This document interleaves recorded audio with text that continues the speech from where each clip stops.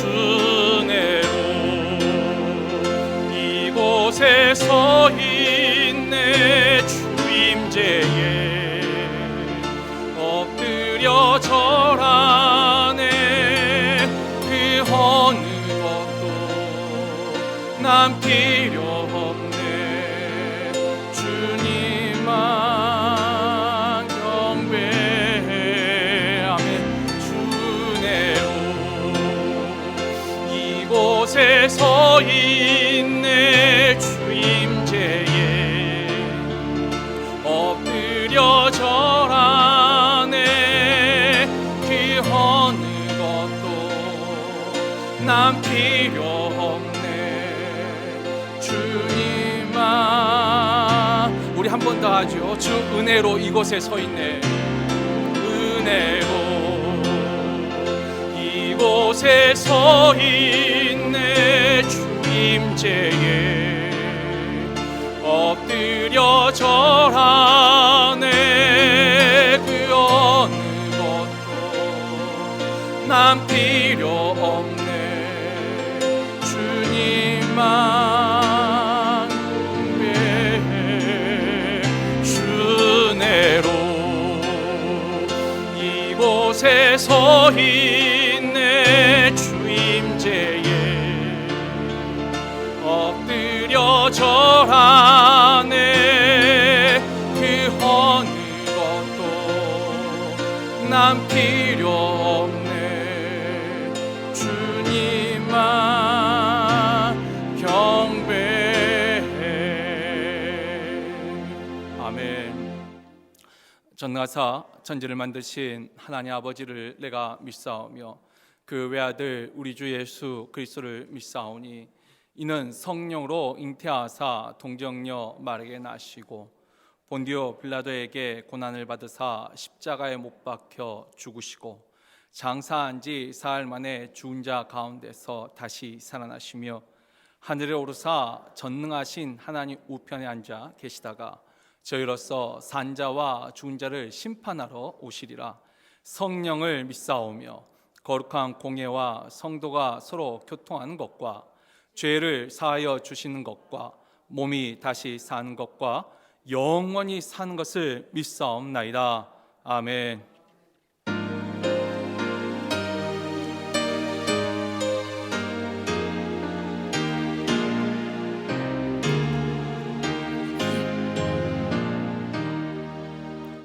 겸손히 주를 섬기되 괴로운 이 어느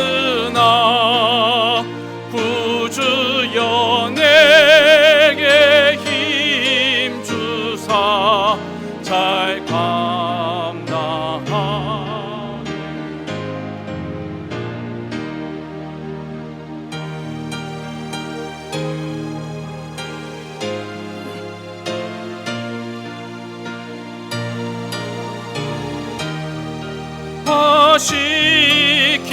시키며 갈 길을 잃은 무리를 잘 인도하게 하소서. 구주의 귀한 인내를 깨달아 하시고 굳건한 믿음 주셔서 늘 승리하게 하소서. 아멘. 예 영광 비추사 소망이 되게 하시며 구주와 함께 살면서 참 평강 얻게 하소서.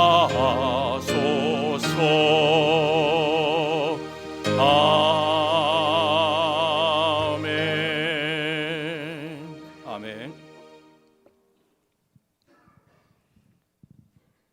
사랑과 은혜가 아버지. 풍성하신 하나님 아버지, 우리를 사랑하시사 이 아침 주님 전에 나와 영과 진리로 예배드리게 함을 감사합니다. 아멘. 아버지 하나님, 우리가 무엇이간데 지난 한 주간도 주님이 눈동자같이 보호하시고 하나님 뜻 가운데 살게 하여 주신 은혜를 너무나도 감사하며 또한 영광을 돌립니다. 아멘. 우리를 사랑하시사 이 환난 가운데서도 어려운 손길로 우리를 감싸주시며 힘들고 어려울 때마다 우리를 위로와 사랑으로 함께 하시는 하나님 아버지, 말씀으로 또한 찬양으로 저희들 힘을 받게 하여 주시는 하나님 아버지, 감사 또 감사드립니다. 대통령 선거로 인하여 대결과 혼란 속에 있는 이때 하나님 임재하여 주시사 대립과 혼란을 저버리게 하시고 오로지 분열을 저버리게 하시고 화합의 장으로 이끌어 주시옵기를 간절히 빌고 원합니다. 아멘. 결과에 승복하며 민주주의가 다시 살아나는 때가 되게 하여 주시옵시고 아버지. 패자의 마음을 아우르는 대통령이 되게 하여 주시사 이 나라가 안전하고 주님 자유롭게 살아갈 수 있는 나라로 거듭나게 하여 주시옵기를 빌고 원합니다. 빌고 원하옵고는 아버지 하나님이여 세우신 교회 위에 하나님의 질서가 유지되어야 되겠사오니 아버지 하나님이여 성령 가운데서 또한 말씀과 계명을 지켜나가며 서로의 부족함을 배려와 사랑으로 감싸게 하여 주시사 남의 탓하지 말고 모든 것이 내 탓이라 인정하고 회개하는 그런 아름다운 마음들 갖게 하여 주시사 하나님의 질서가 무너지지 아니하고 지켜나갈 수 있도록 역사하여 주시옵소서. 아버지 하나님이여 그리하여 우리의 믿음이 성숙되게 하여 주시옵시고 우리의 삶이 주님 안에서 풍성하게 하여 주시옵소서. 정결한 마음과 바른 마음으로 주님을 섬기며 나아갈 때에 그것이 하나님 중심의 교회가 될 줄 믿사오니 아버지 하나님이 우리의 뜻을 다하고 마음을 다하여 이 재단을 섬길 수 있는 믿음의 권속들 되게 하여 주시옵소서. 아멘. 저희들 아버지 하나님 믿음의 믿음을 더욱 연결시켜 주시고 농부가 굳은 땅을 쟁기로 갈아 엎으시사 아버지의 땅을 고르고 새 씨앗을 심어 풍성한 열매를 맺는 것 같이 우리 굳은 마음, 우리 닫힌 마음을 열게 하여 주시사 지경을 넓혀 나가며 말씀과 믿음과 사랑의 열매를 심어 때를 따라 철을 따라 수확할 수 있도록 아버지 하나님 저희들에게 믿음을 더욱 허락하여 주시사 개인이 믿음이 발전되며 교회의 부흥이 이루어질 걸 믿사오니 아버지 하나님 뜻대로 이루어 주시옵기를 빌고 원합니다. 이제 말씀을 받습니다. 단에서 예수는 주의 종을 주님 성령으로 함께 주시옵시고 말씀을 받을 때마다 참여든 영혼이 솟아나게 하여 주시고 깨달음으로 주님 앞에 더욱 가까이 나아가는 우리 모두 되게 하여 주시사 바른 영이 바로 설 수 있도록 아버지 하나님의 믿음에 실족하지 않도록 주님께서 보호하여 주시고 좋은 길로 인도하여 주시옵기를 간절히 빌고 원하오며 감사하고 예수님의 이름으로 기도드리옵나이다. 아멘. 아멘.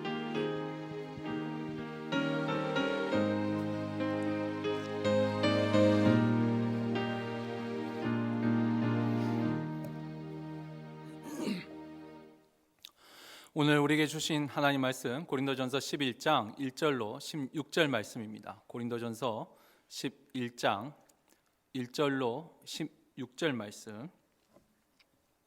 이 말씀을 읽을 때 들려오는 주의 음성을 들을 수 있기를 주의 이름으로 축원합니다. 내가 그리스도를 본받는 자가 된 것 같이 너희는 나를 본받는 자가 되라.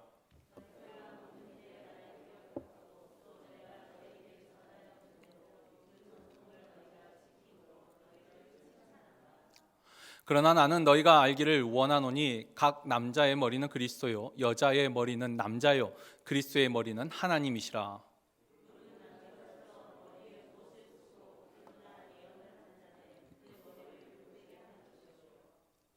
물은 여자로서 머리에 쓴 것을 벗고 기도나 예언을 하는 자는 그 머리를 욕되게 하는 것이니 이는 머리를 민 것과 다름이 없음이라.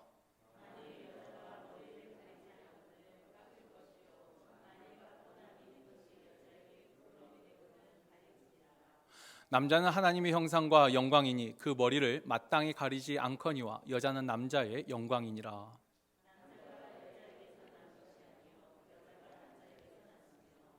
또 남자가 여자를 위하여 지음을 받지 아니하고 여자가 남자를 위하여 지음을 받은 것이니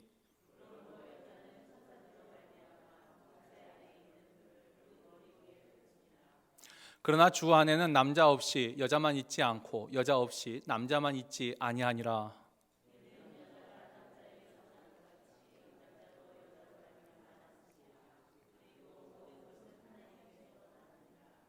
너희는 스스로 판단하라. 여자가 머리를 가리지 않고 하나님께 기도하는 것이 마땅하냐?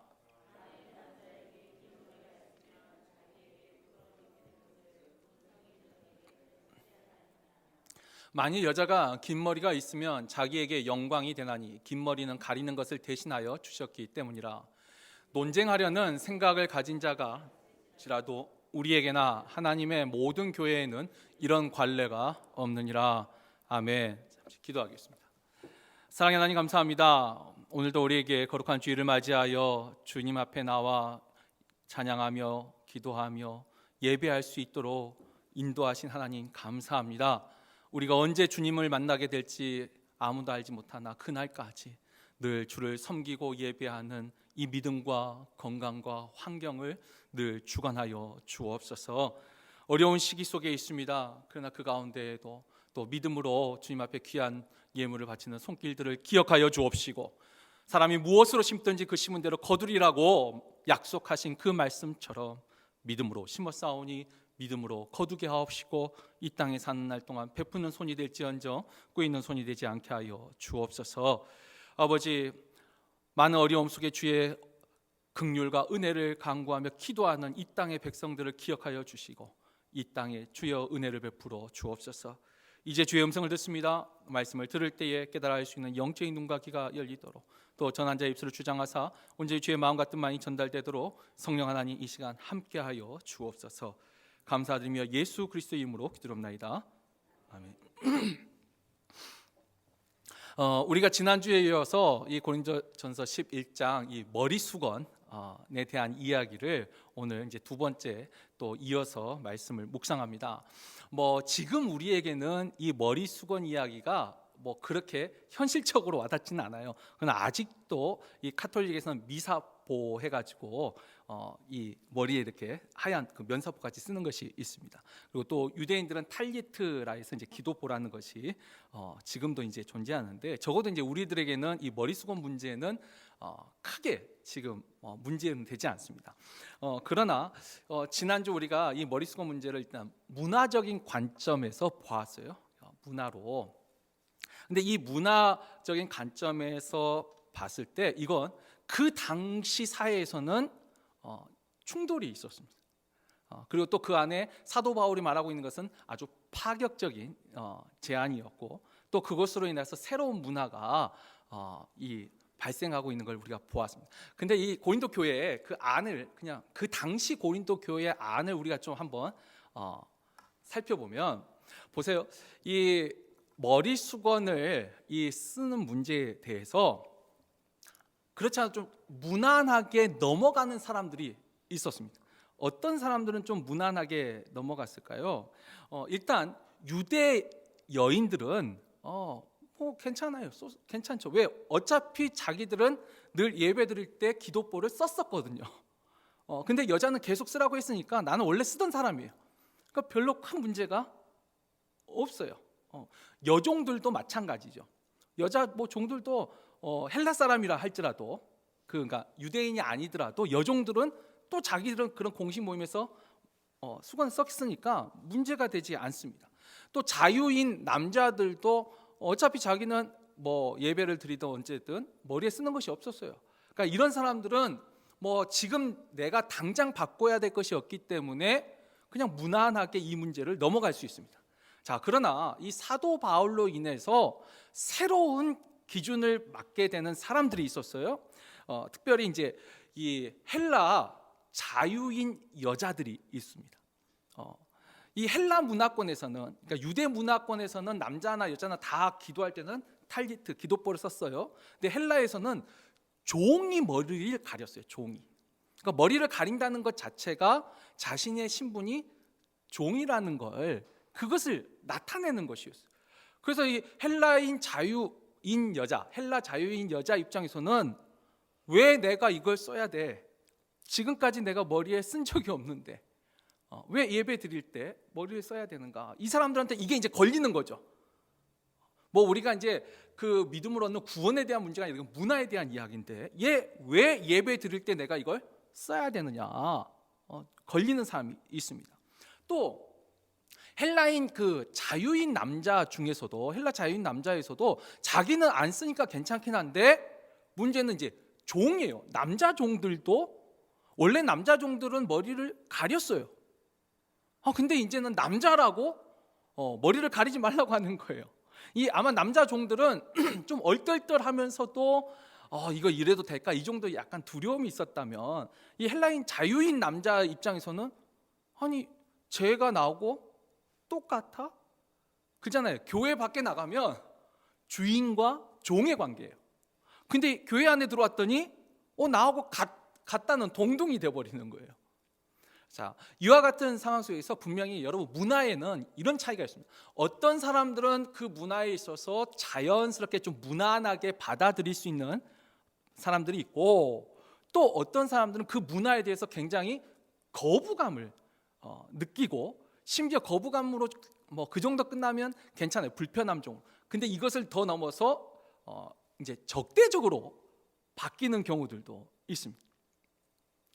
제가 지난주 예를 들었던 지금 우리 개신교회에서 문화는 주로 이제 음악이 이제 많은데 찬양도 마찬가지예요.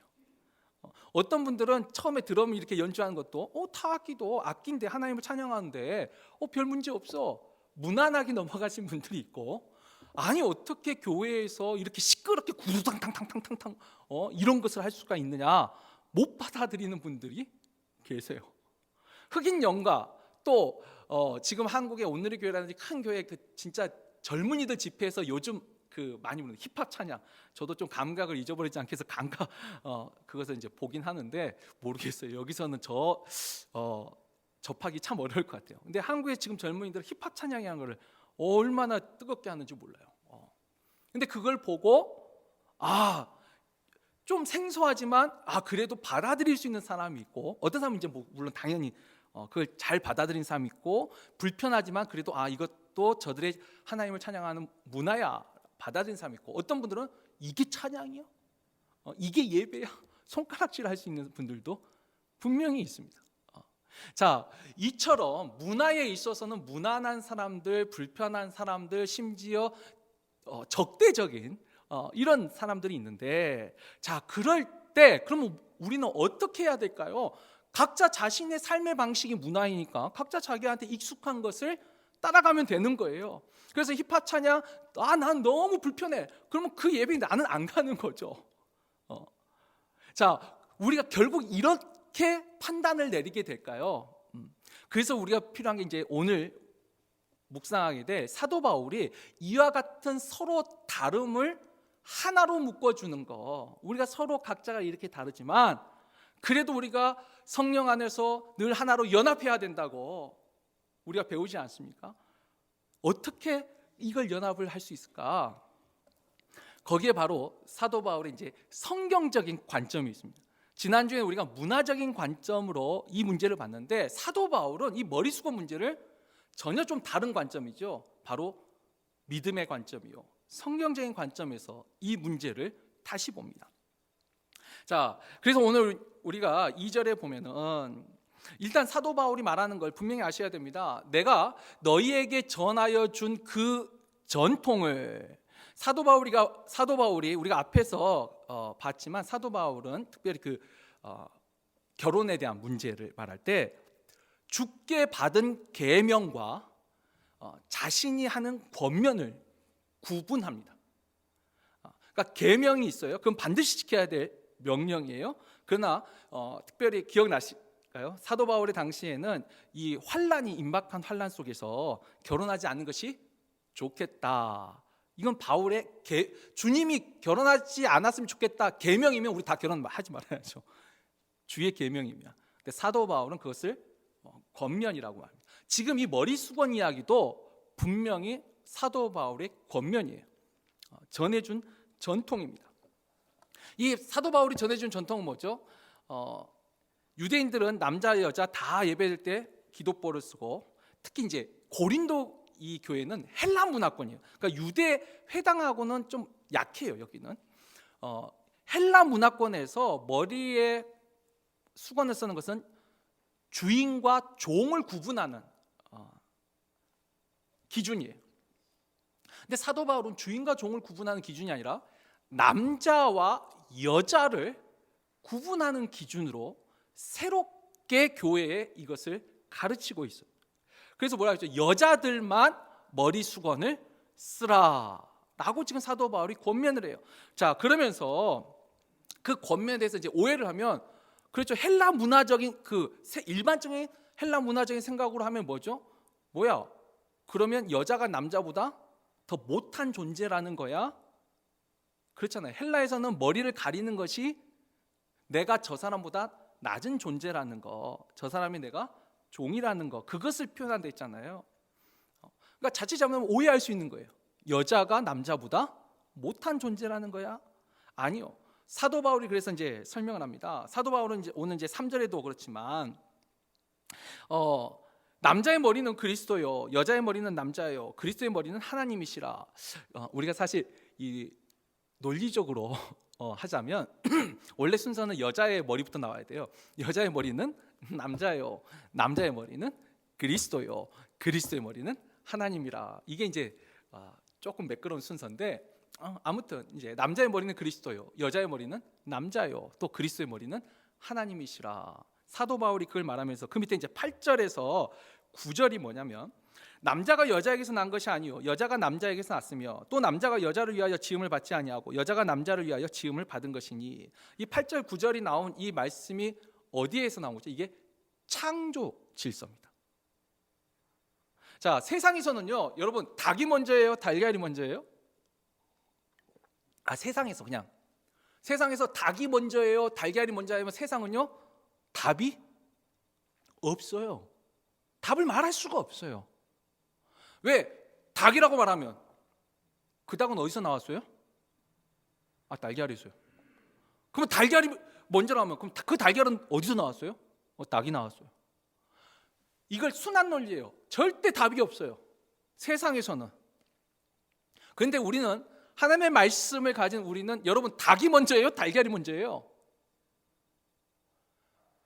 아직도 그걸 모르면 어찌합니까? 우리는 닭이 먼저예요. 닭. 하나님이 처음 창조할 때 닭을 먼저 창조하셨어요. 그리고 그 닭이 생육하고 번성하면서 나온 게 달걀이에요. 이렇게 순서가 되는 거예요. 자, 똑같아요. 세상에서는 여러분, 남자가 먼저예요, 여자가 먼저예요? 답이 없어요. 세상은 답을 할 수가 없어요. 그런데요, 우리가 하나님을 믿는 하나님의 백성은, 여러분, 남자가 먼저예요, 여자가 먼저예요? 남자가 먼저예요. 지금 사도 바울은 그걸 말하고 있는 거예요. 성경적으로 봤을 때 남자가 먼저 지음을 받았어요. 그리고 이 남자를 위하여, 이 남자가 홀로 있는 것이 안타까워서 나중에 여자를 만드셨어요. 그러니까 남자와 여자를 또 동시에 만드신 것도 아니에요. 남자를 먼저 만드시고 그 다음에 여자를, 그 남자를 돕는 배필로 만드셨어요. 이것이 하나님의 창조 질서예요. 여기서 하나님을 빼버리면 우리는 이 질서를 세상에서는 어느 누구도 인정할 수 없어요. 특별히 요즘 같은 남녀 평등주의, 남녀 평등을 요즘 떠나서 이 페미니스트라고 이 여권주의자, 요즘 좀 너무 또 멀리 간 것 같아요. 절대 이런 거 용납하지 않죠. 그래서 히스토리, 역사라는 말도 이 페미니스트는 안 써요. 어떻게 하죠? He and she 스토리. her story. 왜 his 그의 이야기냐는 거예요. her story로 하든지 아니면 그것도 기분 나쁘면 his and her story 하든지. 아, 그런 말 처음 들어보셨어요 지금? 다 표정이 그러신 것 같아요. 네. 근데 성경은 분명히 말합니다. 이게 하나님이 세우신 질서라는 거예요. 세상 어디에서도 이와 같은 질서를 말할 수가 없어요. 오직 하나님만이 말하셨고 하나님을 믿는 우리만이 이 질서를 아는 사람들. 사도 바울이 이제 그것을 말을 하고 있는 거죠. 창조 질서에 따라서 그 권위와 그 질서에 대한 순서를 사도 바울이 이야기하고 있습니다. 근데 여러분, 이것을 세상에서는요, 세상에서 말하는 또 질서하고 또 틀려요. 세상에서 말하는 질서는 어떻게 하죠? 과거 인류 역사를 보면 기본적으로 이 세상에 말하는 질서는 그 존재, 그 자체, 우리가 이제 신분이라는 말이 있어요. 그래서 어떻게 해요? 왕의 아들로 태어나면 왕자예요. 종의 아들로 태어나면 종이죠. 세상의 질서는 그 존재로, 신분으로 이야기합니다. 그리고 그 다음에 이야기한 게 힘입니다. 힘. 내가 왕이 되면 되는 거예요. 쿠데타를 하든지 확 다 엎어버리고 내가 새로운 질서를 만들면 그때부터 자신이 또 다른 신분제가 됩니다. 힘으로 질서를 합니다. 그리고 조금 더 이제 그 사회가 발달되면 이제 그 능력에 따라서 또 그 위치에 따라서 권위를 줍니다. 또 우리 한국 문화에서는 또 하나가 좀 있죠. 그냥 은연중에 그 하는 질서 중에 하나가 나이가 있습니다. 그렇지 않습니까? 미국에서는 뭐 그런 거 저런 거 뭐 할아버지한테 you 다 유예요, 유. 그런데 우리는 그렇지는 않잖아요. 그러니까 그 사회별로 뭐 존재에 대한, 신분에 대한 힘과 또 권력, 뭐 나이 이런 것들로 질서가 있습니다. 그런데 하나님은 하나님이 세우신 질서가 있어요. 하나님이 세우신. 사도 바울은 거기에 대해서 말하고 있는 거예요. 하나님이 세우신 질서. 그리고 또 오해하시면 안 되는데 우리가 그 밑에 이제 11절, 12절에도 나오지만 창조 질서할 때 여러분 이건 순서를 이야기하는 거예요. 그 존재 자체의 상하 개념은 분명히 아니에요. 그래서 어떻게 해요? 남자가 여자 없이 남자가 될 수가 없어요. 또 여자 없이 남자가 될 수가 없어요. 그리고 이 모든 것이 다 누구에서 났어요? 하나님께로부터 났어요. 우리가 3절에도 예를 들면 그래요. 여자의 머리는 남자요. 남자의 머리는 그리스도요. 여기까지는 그래도 우리가 좀 쉽게 이해가 돼요. 근데 그리스도의 머리는 하나님이요. 여러분, 그리스도의 머리가 하나님이면 그리스도는 하나님보다 좀 낮죠? 낮아요? 동등하신 분이에요. 그리스도와 하나님이 동등하신 분이에요. 그러나 성부와 성자의 사이에 분명히 질서가 있다는 거예요. 그의 존재와 그의 권위의 이 힘의 차이가 아니고, 능력의 차이가 아니고 동등하신데 성자께서 성부를 높이세요. 순서예요, 순서. 남자와 여자가 동등한 존재예요. 똑같이 하나님이 창조하시고 똑같이 하나님이 사랑하는 존재예요. 그러나 그 안에 질서, 순서를 하나님이 정하셨다라는 것입니다. 자, 그러면서 이제 사도 바울이 말하는 것이 이제 4절과 5절을 보면은 이와 같이 하나님이 세우신 질서가 있는데, 그래서 이 질서를 깨는 행위가 뭐예요? 남자는 머리에 무엇을 쓰고 기도하면 그것이 욕된 것이고, 여자는 벗고 기도하거나 예배하는 것이 그것이 욕된 것이다. 이게 뭐냐면 불순종의 행위라 말하는 거예요. 이 사도 바울이 잘 보세요. 사도 바울이 하나님이 세우신 질서를 이야기하면서 그 질서에 따라서 여자는 머리에 쓰고 남자는 쓰지 마세요라고 권면을 했어요. 그리고 나서 좀 더 강하게 이 권면을 지키지 않는 것이 곧 불순종입니다라고 말하고 있는 것입니다. 사도 바울이 하나님의 말씀을 가지고 그가 사도로서 교회에 권면을 했어요. 근데 그 권면을 지키지 않는 그것이 곧 하나님께 하는 불순종이라 말하는 겁니다. 사실 제가 이 말씀을 묵상하면서 어찌 보면 참 자연스럽지만 오늘날에는 이렇게 말하면 참 또 논쟁이 많이 될 거예요.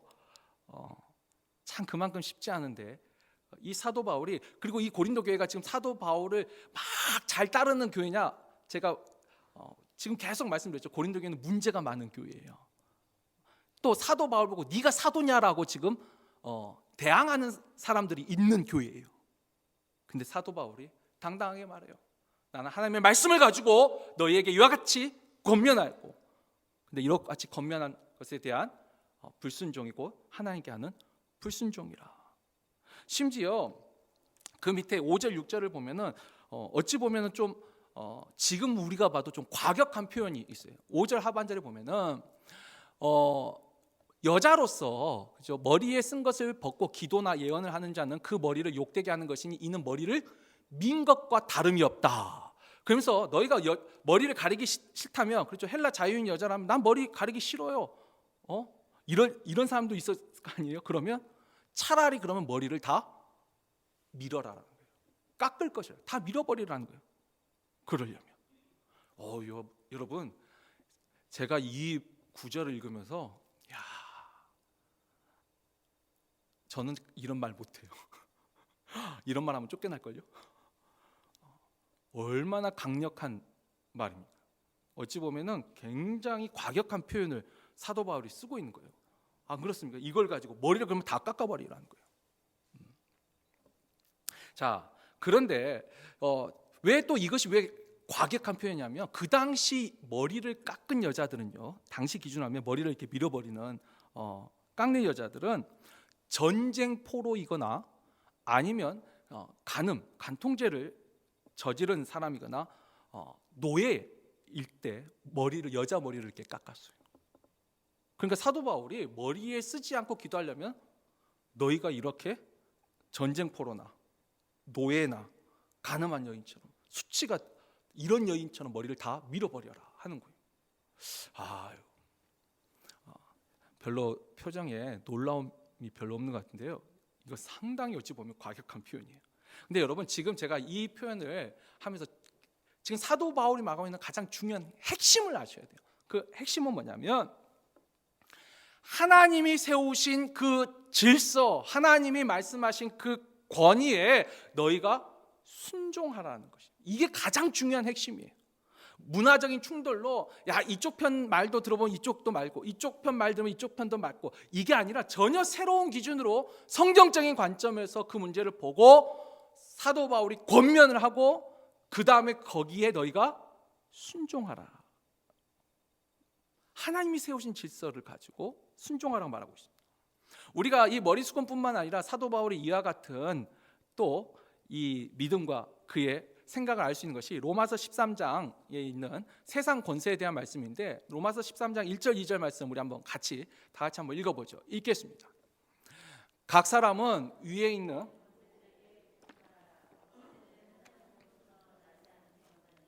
모든 권세는 다 하나님께서 정하신 바라. 그러므로 권세를 거스르는 자는 하나님의 명을 거스름이니 거스르는 자들은 심판을 자취하리라. 아멘. 이게 뭐냐면, 지금 여기서 말하는 권세, 세상 권세예요. 그리고 사도 바울이 있을 때 이제 점차적으로 기독교에 대해서 적대적인 황제, 이제 가장 첫 번째가 이제 네로 황제부터 이제 시작을 하는데, 분위기가 이런 분위기에서도 그 황제의 세상 권세에 어떻게 해요? 복종하라라고 있어요. 왜냐하면 그 권세 자체가 다 하나님으로부터 나왔기 때문이라는 거예요. 자, 요즘 우리가 최근 미국의 대선을 지금 이제 마무리했습니다. 뉴스 이제 보셨는지 모르겠지만 이제 이 승복이죠. 패자가 아름답게 그것을 받아들이는 그 역사가 120년 전통을 가졌는데, 이제 이번에 좀 깨질 것 같다, 이런 말이 나오더라고요. 물론 지금은 이제 뭐 민주당 그 조 바이든 이제 당선이 된 걸로 지금 보니까 방송은 이제 거의 그렇게 나오는데, 또 이쪽 공화당 트럼프 쪽은 뭐 불복하고 이제 소송을 하겠다 이제 이런 방송도 나와요. 그리고 그 하단에 이제 각 지지자들이 지금 보니까 시위를 하고 또 부딪힌 곳도 있더라고요, 아직도. 근데 우리가 이 모습을 보면서, 그러니까 세상에선 그럴 수 있어요. 왜냐하면 이번에 뭐 이렇게 당선되는 것도 뭐 압도적으로 이렇게 확 돼버리면 이게 문제가 참 편할 텐데, 이게 문제는 참 근소하게 별 차이 안 되게 이게 승패가 결정이 되다 보니까 서로가 이게 인정하기가 참 어려운 것 같아요. 근데 제가 지금 여기서 뭐 정치적인 발언을 하는 게 아니고 이런 거죠. 그 가운데 그럼 우리는, 크리스찬들은 어떤 태도를 가져야 되는가? 지금 세상은 당연히 나는 상대를 인정할 수 없어.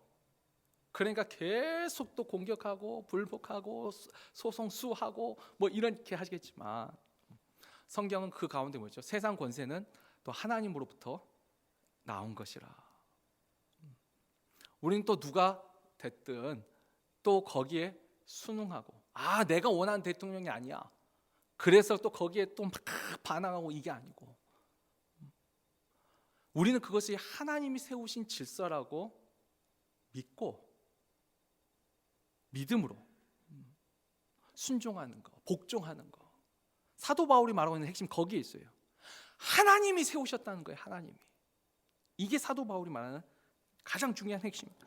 자, 그러면서 또 다른 두 가지 관점을 더 이야기를 합니다.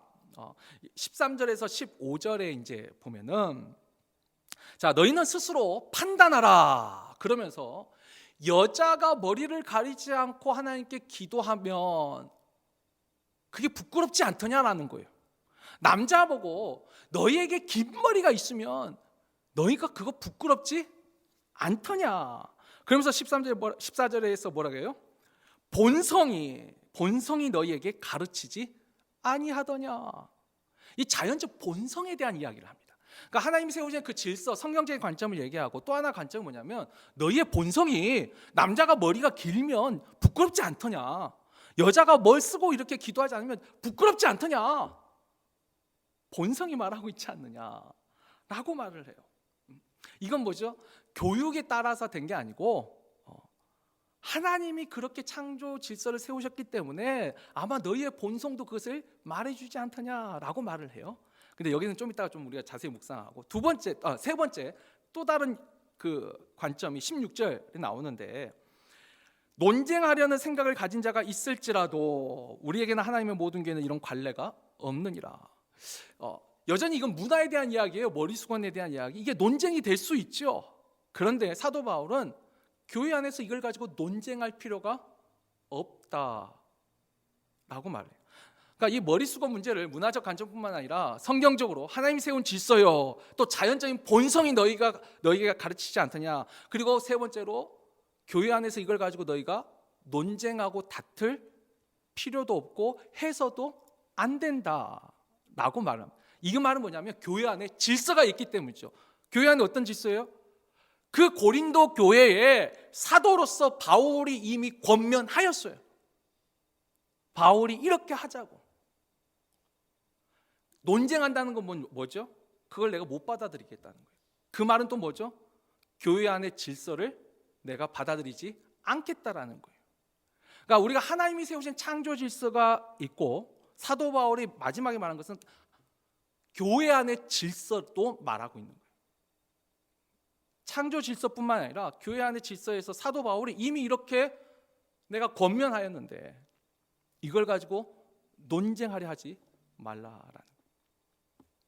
자, 여기까지가 사도 바울이 머리수건을 대한 문제에 대한 그가 어떤 생각을 가지고 어떻게 교회에게 권면하고 있는지 우리가 쭉 살펴봤습니다. 근데 거기서 이제 제가 한 두 가지만 조금 더 깊게 묵상하고 이제 말씀을 좀 정리하겠습니다. 여러분, 우리가 이제 이와 같은 이야기를, 사도 바울 이야기를 잘 들었는데 이걸 우리 시대에 맞게 조금 더 제가 이제 조금 깊게 묵상한 것을 나누자면, 특별히 10절 말씀이에요. 10절 말씀 보면, 그러므로 여자는 천사들로 말미암아 권세 아래에 있는 표를 그 머리 위에 둘지니라. 여기서 이제 천사들로 말미암아는 그 당시 이제 이 천사들도 하나님 앞에 그 질서가 있잖아요. 영적인 존재로서. 근데 그 하나님이 세우신 질서를 이야기하는 것이고, 중요한 말은 권세 아래에 있는 표, 그 표를 그 머리 위에 두라, 여자들에게 말하고 있어요. 여러분, 권세 아래에 있는 표가 뭐죠? 권세 아래에 있는 표. 자, 헬라 문화에서는 머리를 가리는 그것이 뭐죠? 내가 주인의 권세 아래에 있다라는 표시예요. 원래 유대인들이 남자나 여자나 기도할 때 머리에 탈리트를 쓰는 이유가 뭐죠? 내가 하나님의 권세 아래에 있다라는 표예요. 근데 유대인들은 그게 하나님의 권세 아래에 있다는 표인데, 헬라에서는 그게 아니라 내가 주인의 권세 아래에 있다라는 표라는 거예요. 근데 사도 바울은 그것을 바꾸고 있는 거예요. 주인의 권세 아래에 있는 표가 아니라 너희가 하나님 아래에 있다는 그 권세 아래에 있다는 표를 머리에 두라. 권세가 누구 권세예요? 하나님의 권세 아래에 있다는 거. 내가 하나님의 그 다스림 안에, 내가 하나님의 권세 아래에 있다는 표를 두라는 거예요. 여러분, 우리가 잘 아는 사도행전 4장 19절에 보면은 그 공회 앞에 잡혀간 베드로와 그 사도 요한이 당당하게 말하는 그 잘 알죠? 우리가 하나님 앞에서 너의 말을 듣는 것이 옳은가, 하나님의 말을 듣는 것이 옳은가 판단하라. 지금 이거예요. 우리가 사람의 권세 아래에 있느냐, 사람을 두려워하고 사람의 영광을 두려워하면서 있느냐, 내가 하나님의 영광과 하나님의 권세 아래에 있느냐. 여러분, 이 차이. 근데 요즘 우리 시대에 자, 권세 아래일 때 우리가 어떤 권세 아래 제일 많이 있을까요? 아니, 하나님 권세 말고 일반적으로. 여러분, 자, 대통령 권세 아래 나는 있다라고 생각하시는 분. 나는 대통령 권세 아래에서 산다. 아니에요? 그러면 자, 우리 게리슨 그 주지사 권세 아래 나는 산다. 뭐예요 지금? 그럼 우리는 누구 권세 아래 사는 거예요? 나는 와이프 권세 아래 삽니다. 이 남편 권세 아래 산다는 표현은 요즘 거의 안 쓰는 것 같은데, 이 와이프 권세 아래 산다는 분들은 간혹 계세요. 근데 가장 많은 사람들이요, 나의 권세 아래서 삽니다. 요즘 시대는 그래요. 내가 권세예요. 내가 생각하고 내 감정과 나의 것이 가장 중요합니다. 그게 이제 개인주의가 되고 상대주의가 되면서 더 강해. 나의 권세 아래서 살아요. 안 들려요, 다른 권세가. 그래서 우리가 예전에는, 지금 시대보다 좀 그 전 단계는 인본주의와 신본주의가 부딪힌다, 충돌한다고 했어요. 맞아요. 근데 요즘은 인본주의도 아니에요. 요즘은 개인주의와 신본주의가 충돌합니다. 예전에는 그래도 공동체의 또 그 질서를 존중했어요. 요즘은 그런 게 없어요. 우리가 속된 말이죠. 수 틀리면, 내 마음에 안 들리면 어디든 치고받을 수 있는 것이 오늘날 이 시대예요. 그런데 사도 바울이 지금 말하는 것 중에, 여러분, 내가 권세 아래에 있는 표, 특별히 하나님의 권세 아래에 있는 표가 나에게 있느냐라는 거예요. 우리 스스로 한번 생각해 보세요. 당시 고린도 교회에서는 이 여자들이 머리 수건을 쓰는 것 자체가 나는 하나님의 권세 아래에 있습니다, 나는 하나님이 말씀하신 것에 순종합니다라는 표시가 됐었어요. 그럼 오늘날 우리에게는 내가 지금 하나님의 권세 아래에 있다라는 표시가 무엇일까요? 그리고 여러분, 이 하나님의 권세 아래에 있다는 그 표시 밖으로 드러나는 것이 지난주에 제가 말씀드린 믿음의 파격으로 나타나요. 격식을 깨요. 예수님도 그러셨고, 사도 베드로도 그랬고, 다니엘이나 에스더와 같은 사람들이 그랬듯이. 근데 여러분, 내가 믿음을 지키기 위하여 그 파격적인 행동을 했어요. 근데 여러분, 그 파격을 과격과 대적과는 구분하셔야 돼요. 하나님의 사람들은 그렇죠. 그 신상에 절하지 않으면 풀무불에 들어간다. 그것을 알고도 그것을 깼어요. 나는 절할 수 없습니다. 근데 여러분 과격과 대적이에요? 아니요. 그래놓고 풀무불에 들어간 거예요. 그걸 각오하고 가는 거예요. 다니엘이 그 어떤 신에게도 기도하지 말라 할 때 자신은 기도를 했어요. 어찌보면 그건 파격이죠. 근데 그것을 과격과 대적으로 하지 않았어요. 사자굴에 들어갈 때 막 고함치면서 왜 나를 이렇게 죽여 막 이러지 않았어요. 그냥 들어가잖아요. 여러분 그건 좀 차이가 분명히 있어요. 심지어 우리가 종교 개혁을 할 때도 마찬가지예요. 마틴 루터가 대항을 하지 않았어요. 대적하거나 과격하지 않았어요.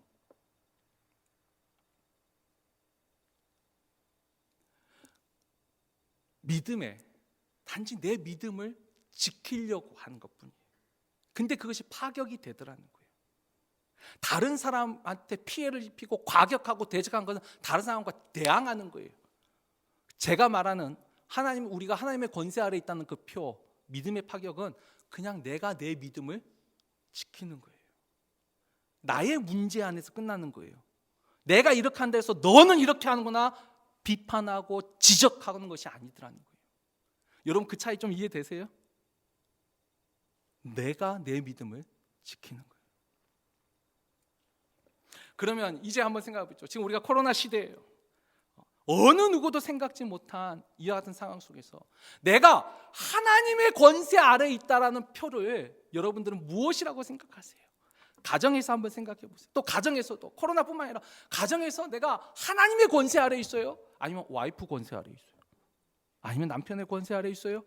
아니면 돈의 권세 아래에 있어요? 내가 누구의 권세 아래에 있다는 거예요. 직장에서 일할 때도 마찬가지예요.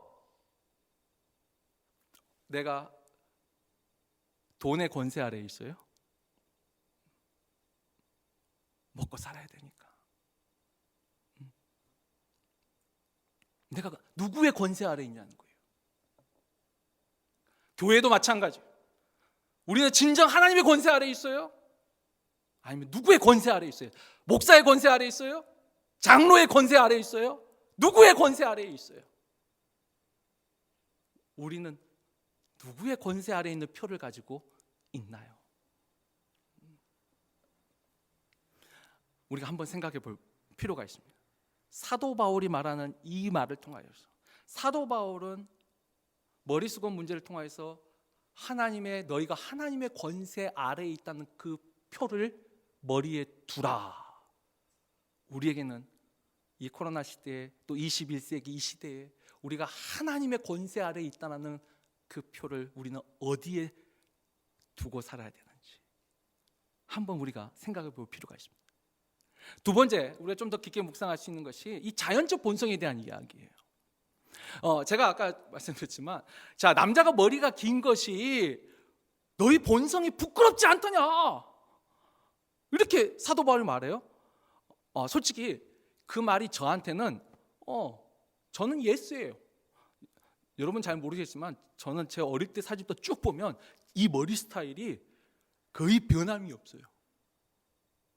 안 믿으시는 것 같은데 그래요. 머리가 빠진 지금도 짧은 머리를 좋아해요. 긴 머리는 내 본성이 안 좋아해요. 근데 여러분 아닌 사람도 많습니다. 제가 멀리도 안 가요. 저희 처남들이 참 머리가 길어요. 또 우리 처남이 또 음악을 하거든요. 그래서 처음에 봤을 때 본성이 부끄럽지 아니한가? 그런데 아니에요. 우리 처남들 얼마나 믿음이 좋은지 몰라요.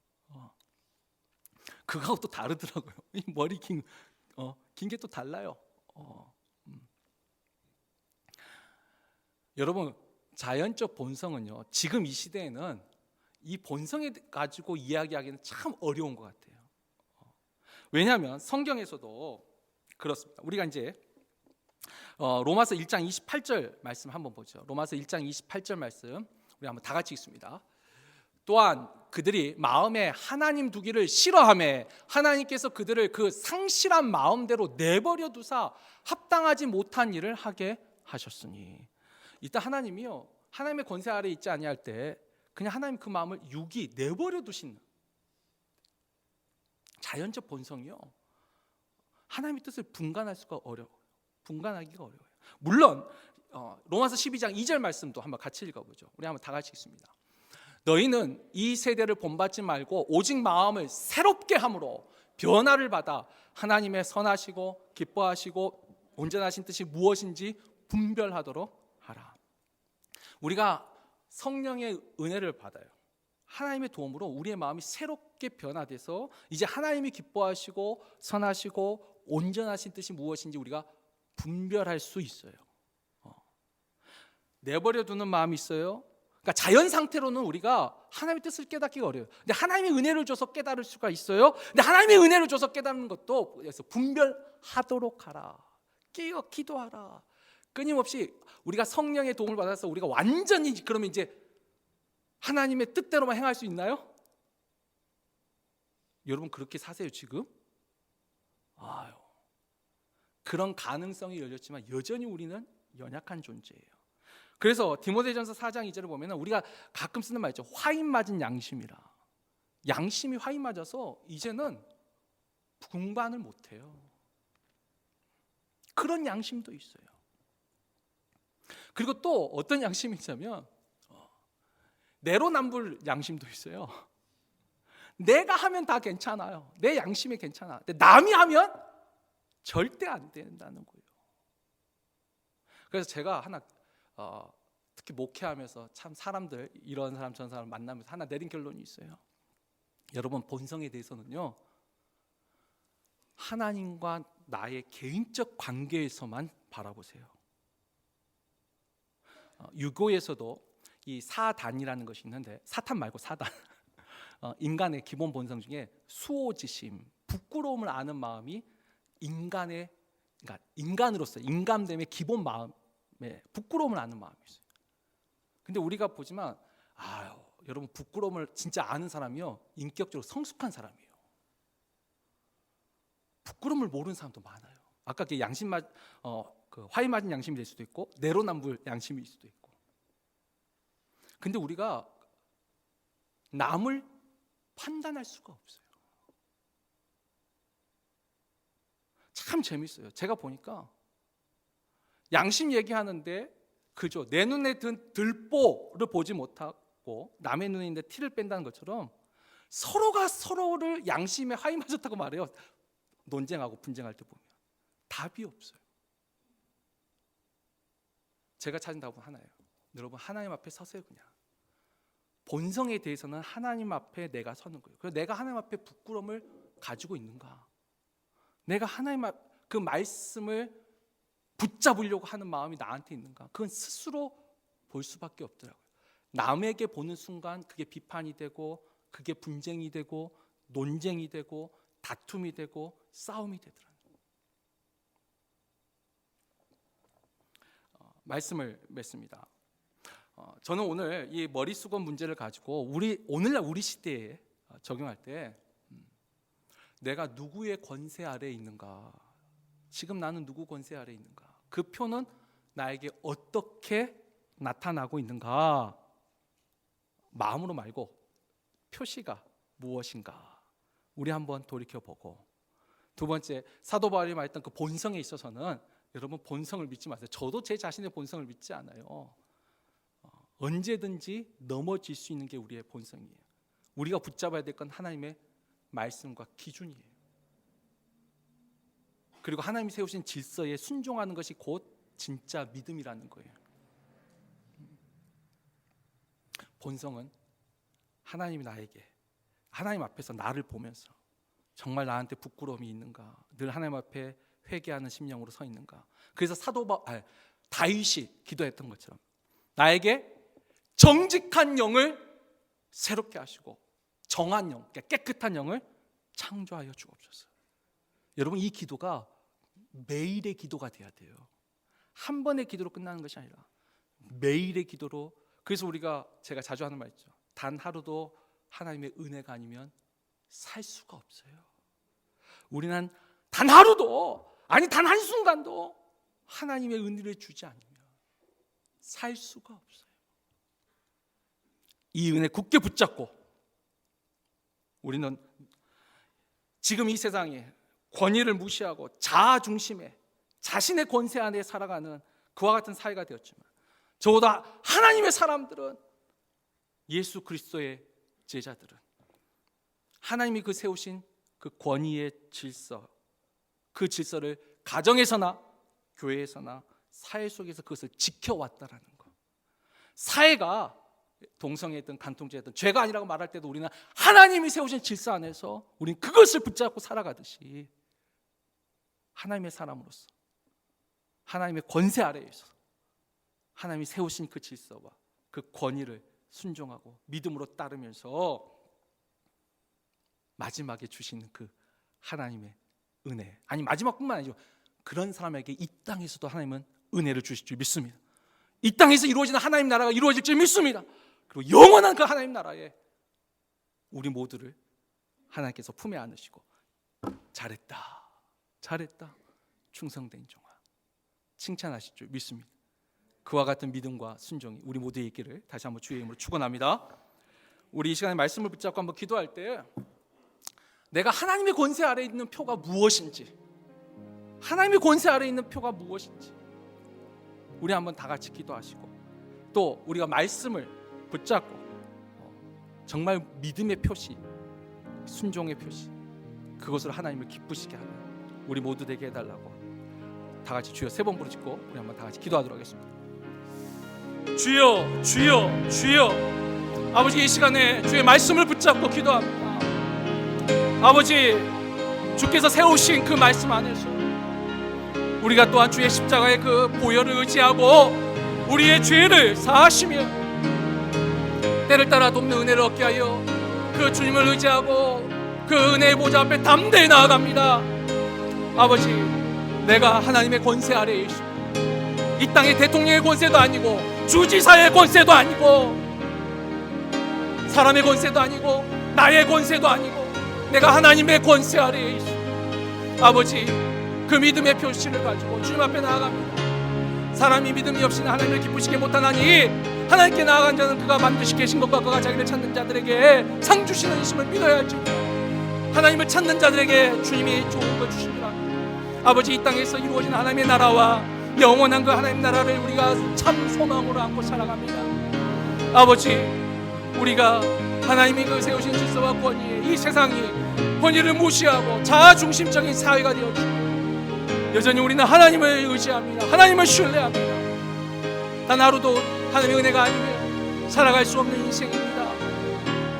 우리의 마음에 늘 주인 되시고 주관하셔서 하나님이 기뻐하시고 선하시고 온전한 뜻을 늘 분별하게 하여 주시고 우리를 도와주옵소서.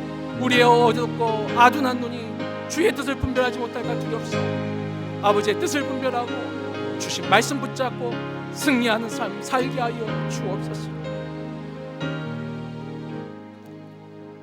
사랑의 하나님, 감사합니다. 오늘 사도 바울의 권면을 통하여서 우리 자신에게 스스로 질문을 던집니다. 나는 지금 누구의 권세 아래에 있는 것인가? 누구의 말을 따르고 있는 것인가? 아버지, 우리는 하나님의 권세 아래에 있습니다. 우리 주 예수 그리스도의 권세 아래에 있습니다. 내가 주님이라고 고백하신 분이 내 아버지 하나님과 나의 그리스도 되신 예수 그리스도신데, 아버지, 우리가 그 주님의 권세 아래 이 땅을 살아가기를 원합니다. 우리의 타락한 본성이 성령의 은혜로 말미암아 하나님의 기뻐하시고 선하시고 온전하신 뜻이 무엇인가 늘 분별할 수 있도록 도와주옵소서. 은혜를 주옵소서. 단 하루도 주의 은혜가 아니면 살아갈 수 없는 인생임을 주께서 아시오니 우리에게 은혜를 주옵시고 하나님 기뻐하신 뜻을 따라 순종하며 하나님이 세우신 그 질서와 권위에 순종하며 믿음을 지키며 살게 하여 주옵소서. 또한 그와 같은 믿음으로 걸어가는 사람들에게 약속하신 바 이 땅에서 주의 나라를 이루소서 영원한 하나님 나라로 인도하옵소서. 우리가 참된 주의 나라에 대한 소망을 안고 살아가오니 민주당도 아니요, 공화당도 아니요, 트럼프도 아니요, 바이든도 아니요, 하나님이 우리의 주권자이심을 고백하며 또 그 하나님이 세우신 이 땅의 권세에도 우리가 하나님으로 인하여 순종하며 가오니 그 믿음대로 행하는 주의 백성들에게 그 믿음대로 역사하시고 응답하시고 함께하여 주옵소서. 감사드리며 예수 그리스도의 이름으로 기도합나이다. 아멘.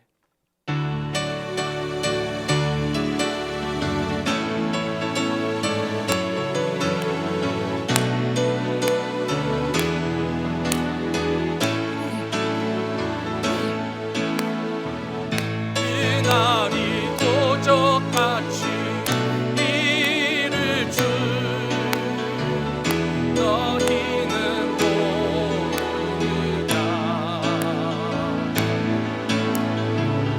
늦게 여기시라 잠들지 말아라 주님과 동행하라. 아멘. 항상 기뻐하라 쉬지 말고 기도하라 범사에 감사하라. 아멘. 이는 예수 안에서 너희에게 향하신 하나님 뜻이니 항상 기뻐하라 쉬지 말고 기도하라. 항상 기뻐하라 쉬지 말고 기도하라 범사에 감사하라. 아멘. 이는 예수 안에서 너희에게 향하신 하나님 뜻이니라. 아멘. 이제는 우리 주 예수 그리스도의 크신 은혜와 성부 하나님의 크신 사랑과 성령 하나님의 감화 감동 교통 충만케 하심이 하나님 권세 아래에 있는 표를 내 머리에 두고 믿음으로 하나님이 세우신 그 질서와 권위 아래 순종함으로 믿음의 길을 걷기를 마음에 결단하고 고개 숙인 사랑하는 우리 모든 성도들 머리 위에와 저들의 가정과 직장과 삶의 터전 위에 저들의 자녀와 저들의 미래 위에 우리가 섬기는 이 교회와 내가 태어난 나라 살고 있는 이 나라 위에 지금부터 영원토록 함께 있을지어다.